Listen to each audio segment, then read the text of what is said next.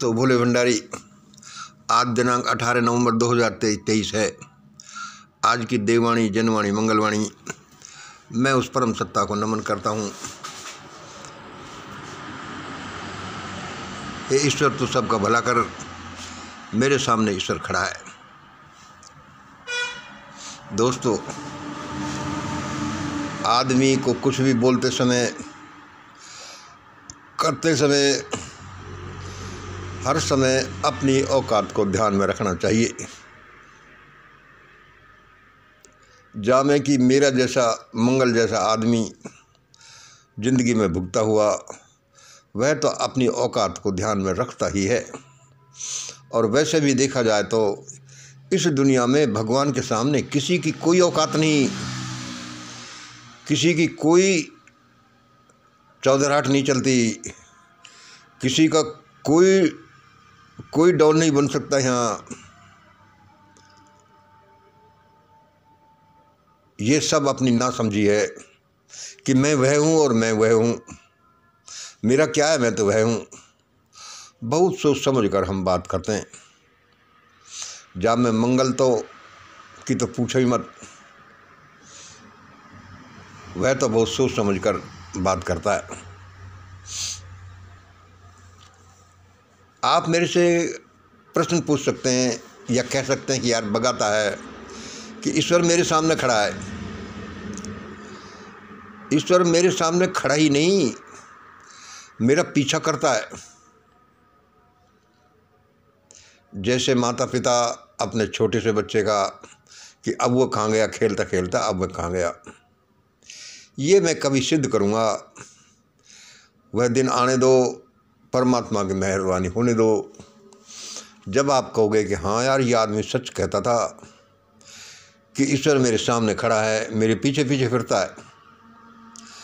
चलो आज का वीडियो देखो। आज हम क्या बोलना चाह रहे हैं, परमात्मा हमसे क्या बुलवाना चाह रहा है।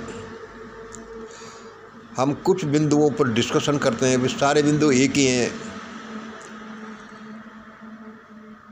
उस डिस्कशन में क्या रिजल्ट निकलता है, देखिए।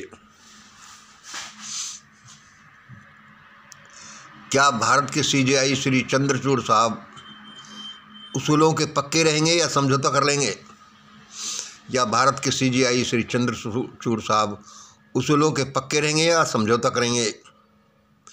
उसूल जो उन्होंने अभी तक अपना रखा है, अपनी इमेज बना रखी है, क्या भारत के सीजेआई श्री चंद्रचूड़ साहब को जान का खतरा पैदा हो गया है या होगा? दूसरा, हम क्या बोल रहे हैं, क्या भारत के सीजेआई श्री चंद्रचूड़ साहब को जान का खतरा पैदा हो गया है या होगा? और तीसरा सुनिए, क्या सीजेआई श्री चंद्रचूड़ साहब सीजेआई श्री गोगोई बन जाएंगे?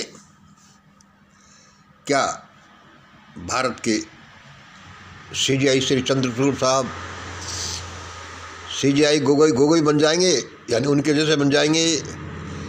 श्री गोगोई भूतपूर्व सीजेआई। क्या आरएसएस बीजेपी श्री चंद्रचूड़ साहब को भी गोगोई बनाकर छोड़ेगी?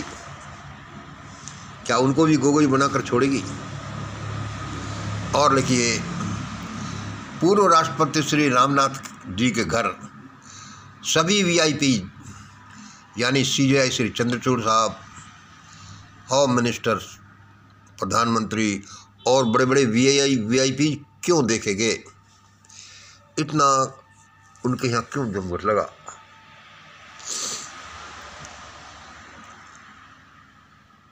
देखो क्या है, हम छोटे से आदमी हैं।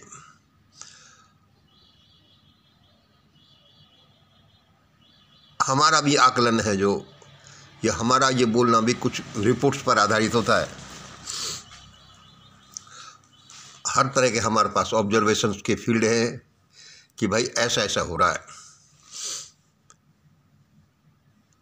इनके रिजल्ट क्या होंगे, इनके क्या रिजल्ट हैं, इनके उत्तर क्या हैं? क्या भारत के सीजेआई श्री चंद्रचूड़ साहब उसूलों के पक्के हैं, समझौता कर लेंगे? भारत के सीजेआई श्री चंद्रचूड़ साहब को जान का खतरा पैदा हो गया या होगा?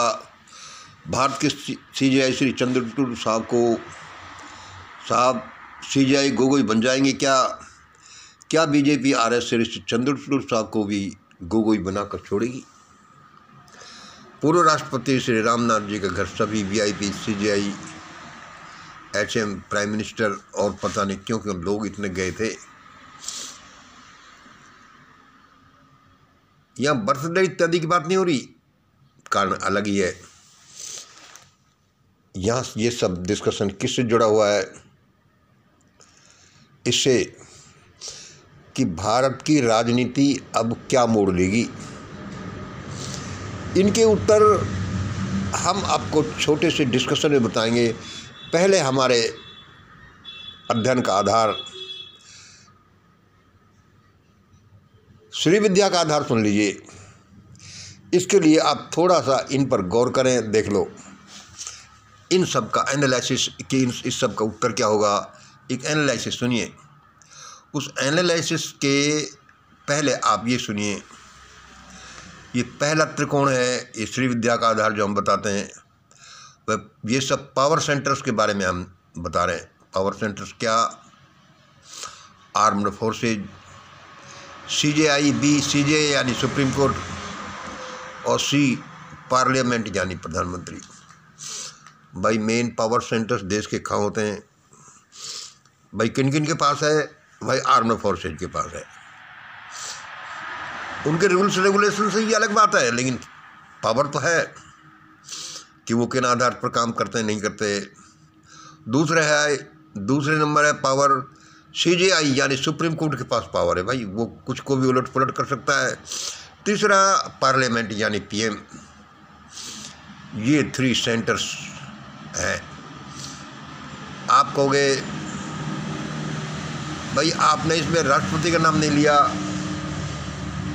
अब भाई नाम क्या लें? संवैधानिक तरीके से कुछ भी कहें, लेकिन बेचारा रबर स्टाम्प बन गया जो बन ही गया। पावर की बात है, पावर किसको कहाँ ले जाती है और पावर कब किसके पास होती है, सुनिए। आगे दूसरा देखिए, ऑर्गेनाइजेशनल पावर सेंटर्स। हमने इनको नाम दिया ऑर्गेनाइजेशनल पावर सेंटर्स।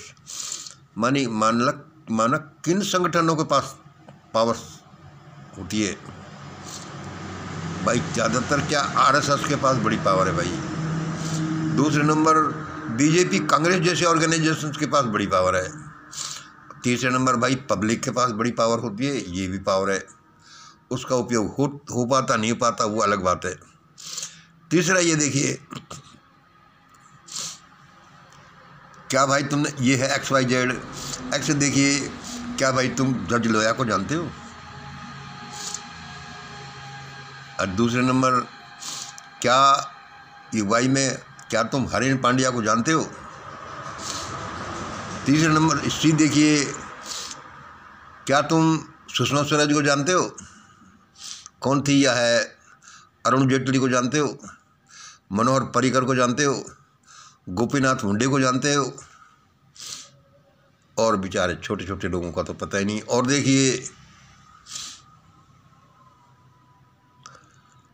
देखिए ये triangle number 4, lambda beta gamma, alpha beta gamma. भाई ब्राह्मण्स इन पावर।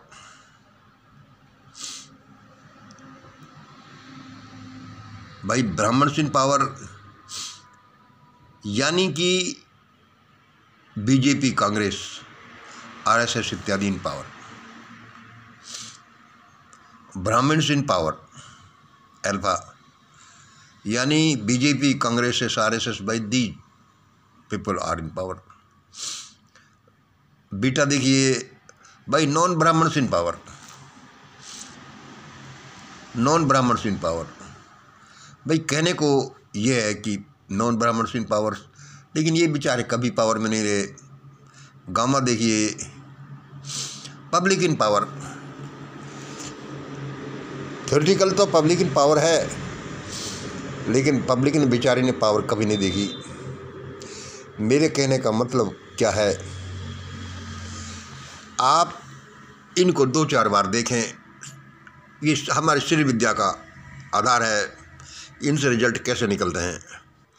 यदि आप इन 2-4 ट्राइंगल्स का गहराई से अध्ययन करेंगे तो पाएंगे कि इन 4-5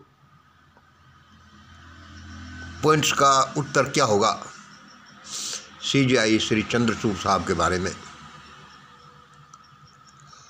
और आपको ये भी मालूम चलेगा कि आगे भारत की राजनीति क्या मोड़ लेगी। अभी हम क्या सुनते हैं, भाई हार गए बीजेपी स्टेट्स में, हार गए। फिर हम क्या करेंगे, क्या सुनेंगे, अरे भाई सेंटर में क्या होता है,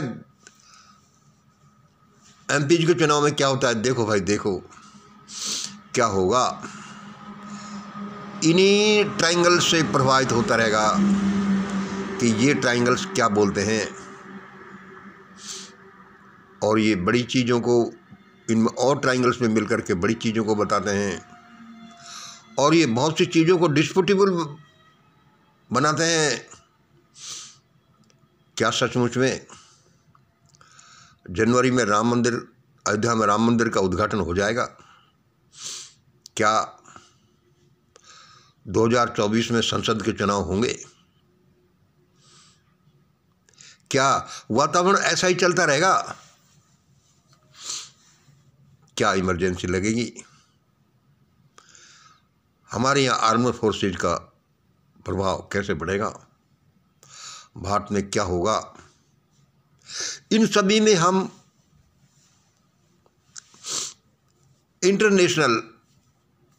इंटरनेशनल मैप को भी ले लें कि देश और दुनिया में क्या हो रहा है, तो आप और हमको पता चलेगा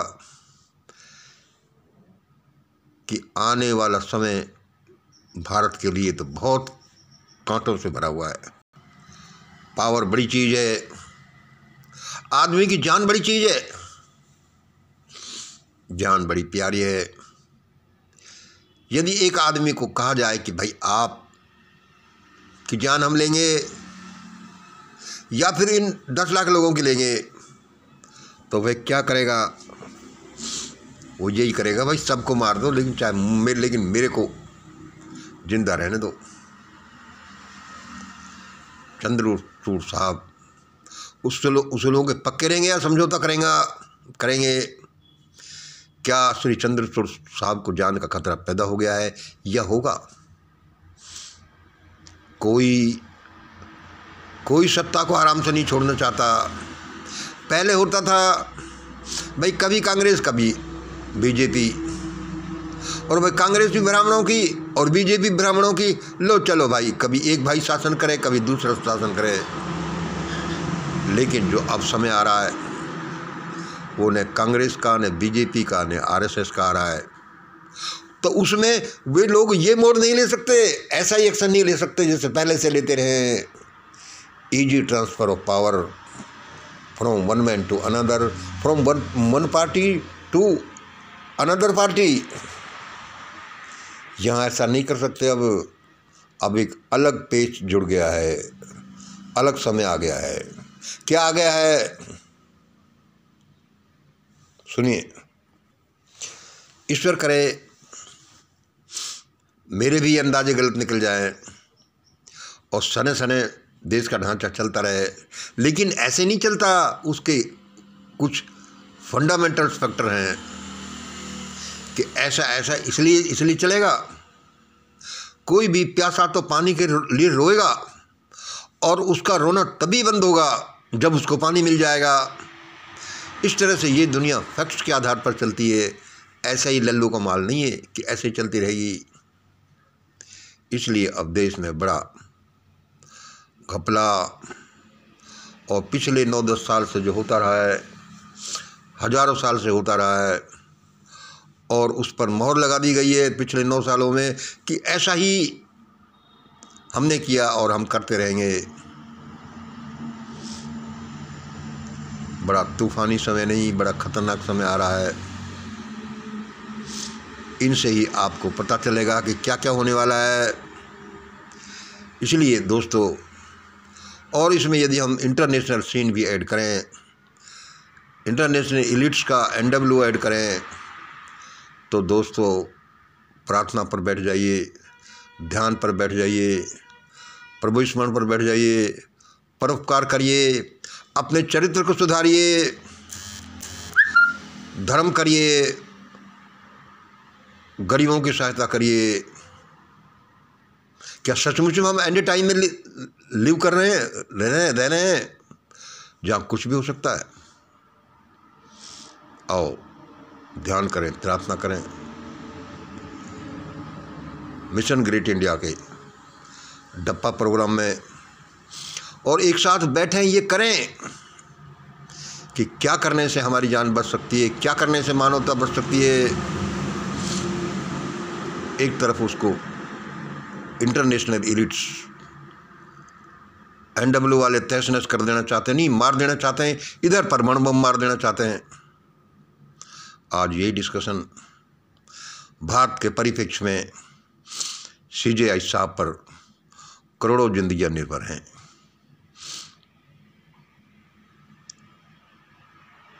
बहुत बहुत धन्यवाद। आज इतना ही। जय हिंद, जय भारत।